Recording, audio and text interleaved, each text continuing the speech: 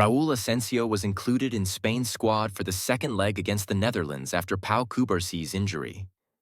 During the pre-match warm-up, Spain's players were engaged in a rondo game, and when the ball came to Asensio, he executed a special passing technique famously used by former Real Madrid star Mesut Ozil. His precise and skillful pass showed glimpses of his technical ability, impressing teammates and fans alike. However, despite being part of the squad, Asensio did not make his international debut.